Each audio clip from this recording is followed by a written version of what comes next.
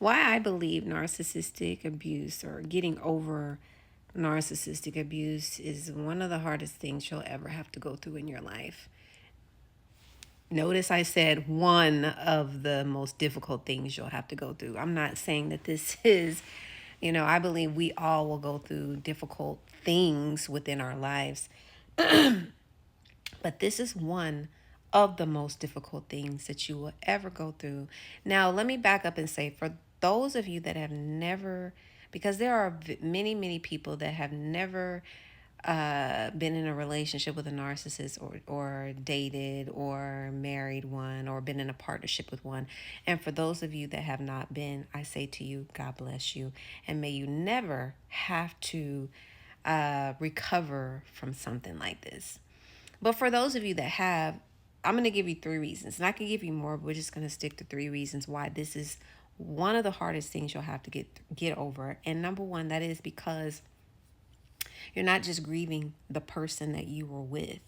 You're grieving the future you believed was coming. You're grieving what you thought, what you believed was coming, right? All the plans, right? The future faking,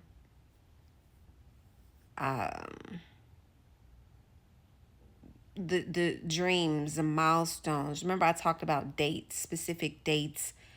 When you start to go back through pictures, and it doesn't necessarily have to be pictures of you and the narcissist, but just timelines, you will start to think, man, I wasted a lot of dang on time. Your brain is having to process the actual relationship and the imagined future that you thought you were going to have with this person. Number 2, narcissistic abuse changes how we see ourselves. So we're talking about people that may be, and I'm not just talking about physically see ourselves, okay? How we show up in the world. Because there are a lot of people that are very attractive. If you're a guy, you're very handsome. Or if you're a woman, you're very beautiful.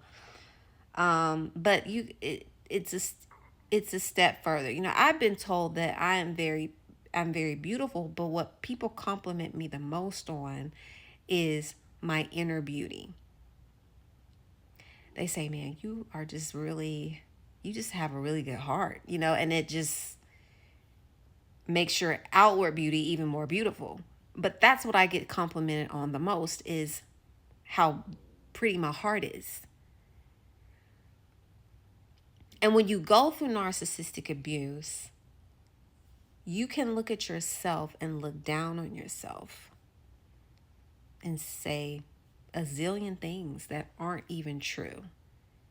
Well, if I'm all of these things, if I'm so great, if I'm such a loving person, if I'm so this, so that, why couldn't this person be who they needed to be, or who they said that they were going to be for me, for the relationship? You see what I'm saying?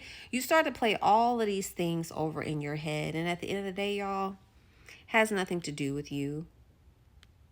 These people are incapable, right? We talked about them being incapable of loving you. Number 3 is your nervous system has conditioned. It's been conditioned. This is why you hear people talking about months, some people even years down the line. It's like they're still trying to reprocess their thinking, reprocess their emotions. It's the soul tie, all of the things, because your nervous system has been conditioned to crave the person that hurt you, and that is the narcissist. This is why when the relationship ends abruptly and they leave you or ghost you, you're not only hurt, but you're longing for that person, because you're like, what happened? How could you do what you did? Either they lied, cheated, whatever. But we're left like, how could this happen? Why? And the love doesn't just cut. It doesn't just end because you found out that they lied, they cheated, whatever. The love doesn't just snap off like that. And so this leaves you, I talked about replaying and asking ourselves all these questions, right? Ruminating, checking their social media, replaying conversations, going back through text messages, voice notes, calling them. I did that, calling them, trying to. It's like a panic thing that you do, trying to make sense. And so we got these three things here, right? Grieving the person, the relationship, not even seeing yourself the same anymore is the second reason. And then your nervous system craving this person that hurt you, that betrayed you, that lied to you. This is why getting over this relationship and what this person did to you is one of the hardest things that you'll have to get over, because your body, your mind, your spirit, your emotions are trying every single day. It's trying to reset. But because of what you have endured, the abuse, it's lingering. And this is why I say, y'all, I'm going to say this in closing. If you're not talking to someone, if you're not talking to a professional, you need to be. Trying to get through this on your own, including myself. I'm not saying you can't get over it on your own, because many people do. But I would not recommend it, you all. Because you're going to face some very, very dark days. And it's not something that I would recommend anybody try to do and go through on their own. If you can seek professional help, do it.